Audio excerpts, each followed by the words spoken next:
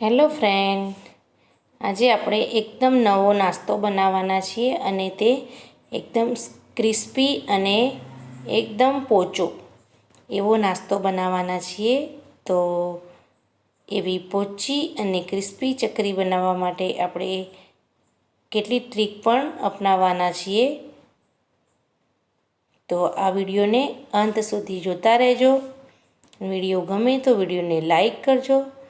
તો ચકરી બનાવવા માટે મેં અહીં લીધો છે ઘઉંનો લોટ 1 વાટકી અને સાથે ચોખાનો કરકરો લોટ લીધો છે. મેં મિક્સરમાં ચોખાને ક્રશ કરી લીધા છે. તો 1 વાટકી કરકરો લોટ છે. ત્યારબાદ 1 વાટકી જેટલું બેસન લઈશું, જે આપણે ઘરમાં વાપરતા હોઈએ. તો ત્રણેય લોટને આપણે મિક્સ કરી લેવાના છે. ત્યારબાદ ચકરી માટેનો મસાલો તૈયાર કરીશું. તો અહીં મેં 1 ચમચી જીરું, અડધી ચમચીથી ઓછો અજમો અને 1 ચમચી જેટલા તલ લીધા છે. આ બધાને સારી રીતે આપણે ક્રશ કરવાના છે. વધારે ઝીણા નથી કરવાના, પણ અધકચરો ક્રશ કરી લેવાના છે, એટલે એનો સ્વાદ, એની ફ્લેવર આપણી ચકરીમાં આવી શકે. આખા મસાલા હોય તો એનો સ્વાદ એટલો આવતો નથી. તો આવી રીતે અધકચરા કરી અને આપણે ચકરીમાં નાખીશું. ત્યારબાદ હવે આપણે લોટને લઈ લઈશું. તો એમાં મસાલો કરી દઈશું. સ્વાદ પ્રમાણે મીઠું થોડુંક વધારે પડતું લેવાનું, એટલે એનો સ્વાદ છે એ બન્યા પછી યોગ્ય આવી શકે. ત્યારબાદ આપણે જે અધકચરો ભૂકો કર્યો હતો, જીરું, તલ અને અજમાનો, એ નાખી દઈશું અને ચપટી હિંગ નાખીશું, હળદર અને સ્વાદ પ્રમાણે મરચું. જો તમે તીખા ચકરી ખાવી હોય તો તમે વધારે મરચું નાખી શકો છો, નહીંતર ઓછું પણ અથવા નહીં નાખો તો પણ એનો સ્વાદ બેસ્ટ આવશે.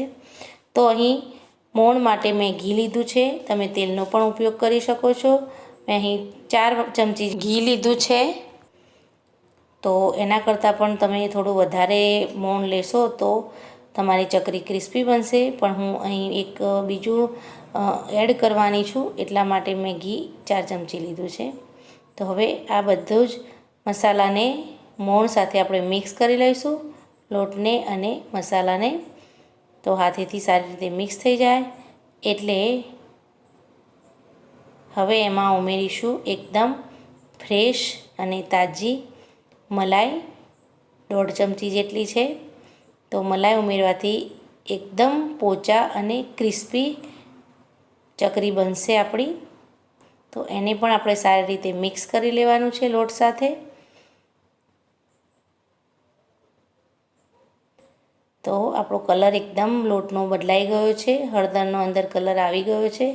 હવે મેં ગેસ ઉપર પાણી ગરમ કરવા માટે મૂકી દીધું હતું. તો ગરમ પાણીથી આપણે એનો લોટ બાંધવાનો છે.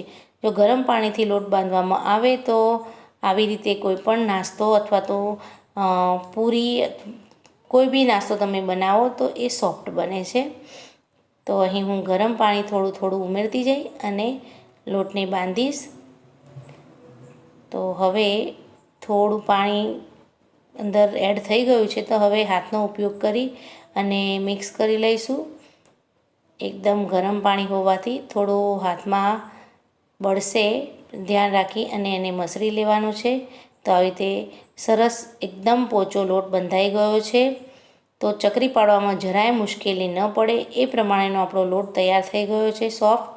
તો એને હવે 1 ચમચી ઘી નાખી અને ફરીથી થોડોક મસળી લઈશું અને થોડી વાર માટે એને રેસ્ટ માટે મૂકી દઈશું. ત્યાં સુધીમાં અહીં મેં લીધું છે સેવ પાડવાનું જે મશીન આવે, દરેકના ઘરમાં હોય જ છે. તો એનો ઉપયોગ કરીશું. એની જે બ્લેડ છે સ્ટારવાળા શેપવાળી, એની બ્લેડ લઈશું અને એ બધાને આપણે ગ્રીસ કરી લેવાના છે તેલથી સારી રીતે, એટલે જે આપણે લોટ અંદર મૂકીએ એ લોટ ચોંટે નહીં અને સારી રીતે ચકરી બહાર આવી શકે. તો હવે 5 મિનિટ થઈ ગઈ છે. તો હવે લોટને આપણે ખોલીશું. તો આપણો લોટ એકદમ સોફ્ટ થઈ ગયો છે. હવે એને આપણે હાથેથી ફરીથી મસળી લઈશું. જેટલો લોટ મસળીએ એટલો જ આપણો નાસ્તો એકદમ ક્રિસ્પી અને સોફ્ટ બનશે. તો હવે એના આપણે લુવા કરી લઈશું. તો અહીં મેં એના લાડુ બનાવી દીધા છે.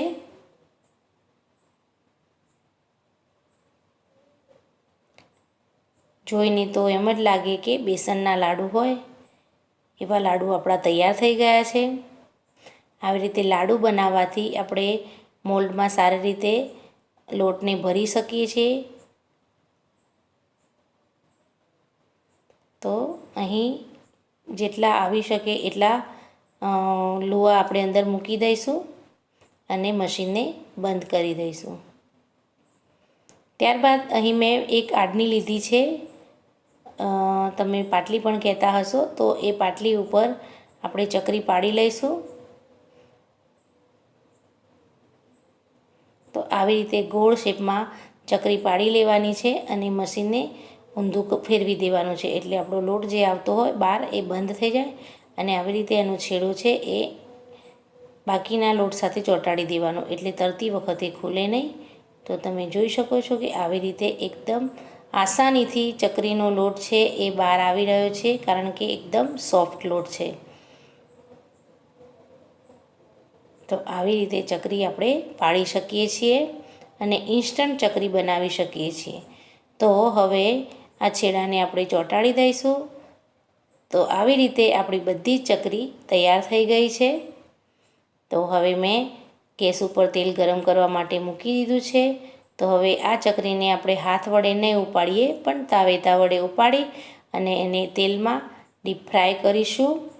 તેલ એકદમ કકડી ગયેલું હોય ત્યારે જ ચકરી એડ કરવાની અને ત્યારબાદ બધી જ ચકરી અંદર મૂકી દીધા પછી ગેસની ફ્લેમને ઓછી કરી દેવાની, એટલે ચકરી છે એ અંદરથી સારી એવી ચડી જાય.